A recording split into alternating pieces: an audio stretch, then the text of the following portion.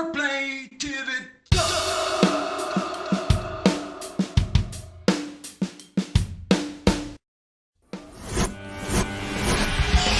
How are you?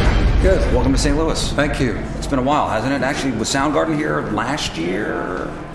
I don't know. Year, but you just go ahead and tell you, right? Remember, yeah. Well, let me just tell you a little about myself. So I'm a 37-year-old guy. I would consider myself a child of the 90s. So if I were to have a Mount Rushmore of 90s rock for myself, it'd be Soundgarden, it'd be Pearl Jam, it'd be Alice in Chains, it would be, who am I missing?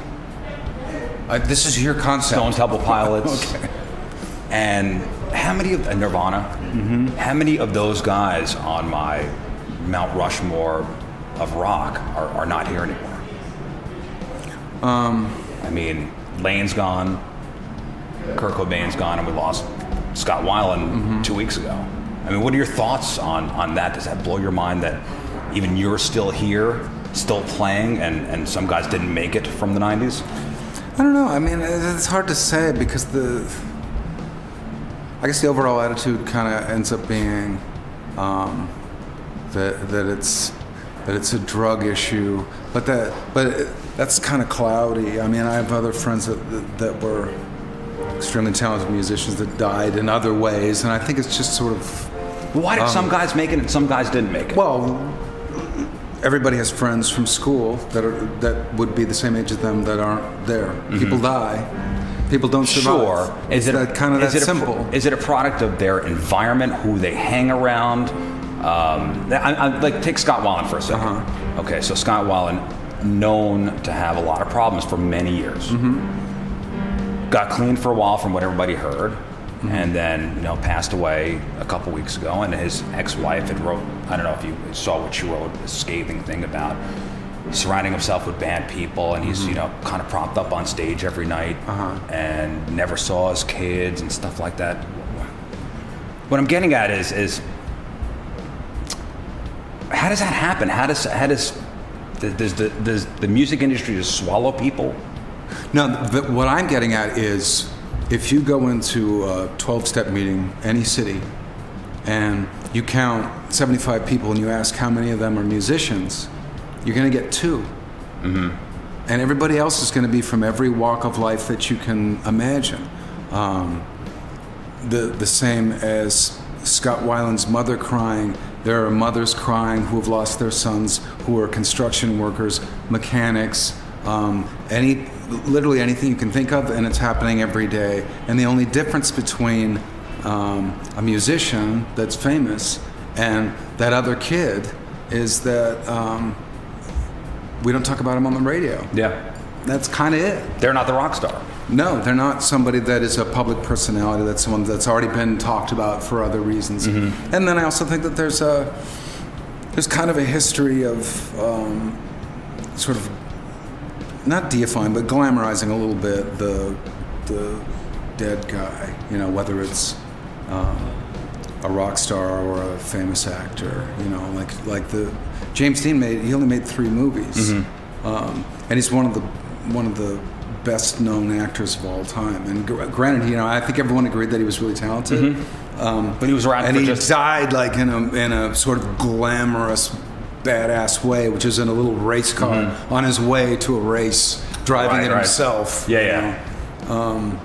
I think something to that, to the legend of that, and something to the story of that. But one of the things that I've experienced over and over again, which I think is a way that people deal with it, particularly when it's someone who's already kind of celebrated for something, is that we invent this idea that somehow there was like it was predetermined. I think. And that's where I get impatient with it, because it's if that's the case, it's predetermined with every kid that ends up with a substance abuse habit and dies from it. But you can't change your millions path, of them. Yeah, you can, absolutely. And you just have to surround yourself and with many the right do, people. and many don't. Yeah. I think a lot of the people at fault were the people don't- that were surrounding. Yeah, I don't know. That's another argument too. I don't buy that either. I think that's a mother's argument. Are you a personal responsibility guy? Yeah, I think that's You can't blame anybody else. I think that's a parental angle too, where it's just too hard to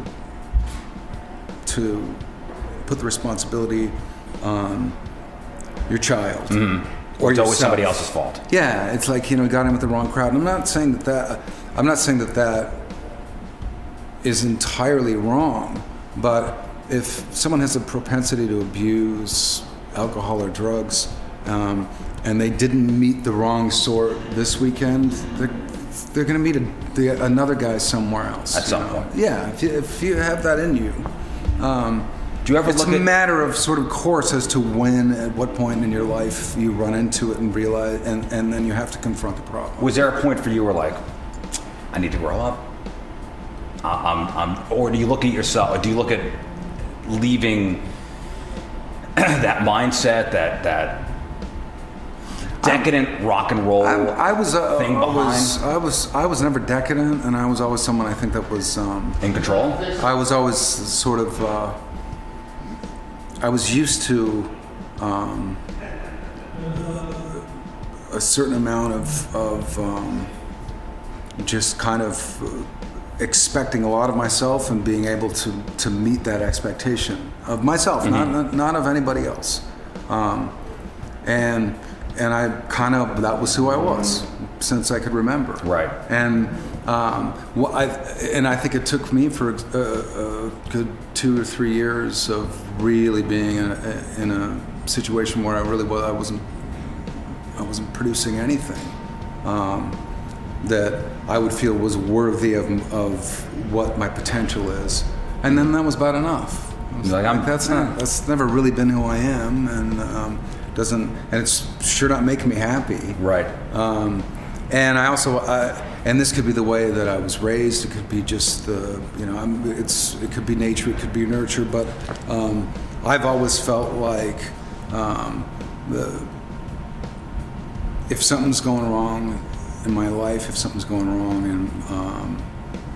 in my band, if something's going wrong in a relationship, I got to figure I just have to assume it's my fault, do what I can do. And try to fix it. Yeah, and maybe yourself. if it's not my fault, then at some point that will come out. But ultimately, I think that not everybody has that attitude. A lot of the time, I think people get used to or have some success at being able to kind of push off personal responsibility and kind of get away with emotions. And I think with that, a lot of the time, it's the people who surround you and that sort of allow it, And so, yeah, it's not really your fault. It's true. There was this issue and that outstanding issue, but in the long run, we're actually having a conversation about people between late 20s and 50s. Yeah. It's just a sad thing for a rock star of that kind of caliber to be found in the back of a tour bus in a parking lot in Minnesota. Yeah, and I would just add, it's a sad thing for anybody. Anybody. Absolutely. In their bed at home. Absolutely. In a parking lot. Absolutely. Yeah, and I think that. If there's any sort of anything to learn from it, it's that there is no type of person, vocation. There is no categorization of person, man or woman that you can be that is going to be immune to a lot of these things: substance abuse, mental illness, behavioral problems. It could be behind the closed doors of a bedroom or a tour bus. It doesn't matter. It doesn't matter what kind of person is behind that door doing that stuff. No, it can affect anybody and everybody, and no one's immune to it. Even the ones that you would think should have more help and support, maybe. But I don't know. I don't think that. I don't think that at the end of the day, if a person really wants to get better, anything can stop them. And if a person doesn't want to, they won't. Right. You can make them do it, It's a shame the wasted talent for anybody. For anybody. Well, happy holidays. Thank you.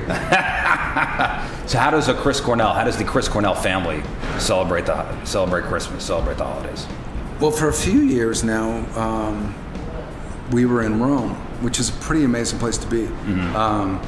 Because they kind of go all out for Christmas. Do you the Vatican. Do you go to the Vatican and take in the what are they, parades there? Well, I think last year there were, I can't remember, because the new Pope was doing a Christmas Mass, and I think there was like over 2 million What, St. people. Peter's Square? Yeah, and there's over 2 million people walking around.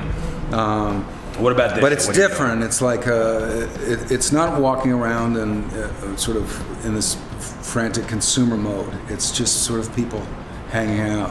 It's pretty amazing. This year's snowboarding, skiing. Really? Yeah. Do you have a Christmas tree? And you have young kids, right? You in your bathrobe and you come downstairs and the kids open up the Christmas presents, stuff like that? Yeah. I don't smoke a pipe, but No. else. No. Drinking eggnog out of like the Ranger glasses, like the Griswolds, and watching the kids open up the presents. Well, listen, thanks for taking the time out to talk. And there's a really cool venue, by the way. I mean, it's you, a guitar, and a couple other guys on stage, and kind of stripped down, not the Soundgarden, Chris Cornell, everybody's kind of used to. It's a small place. So I'm really looking forward to seeing you tonight, and I appreciate you taking the time to come back and chat for a couple minutes. All right, thank you. Chris Cornell.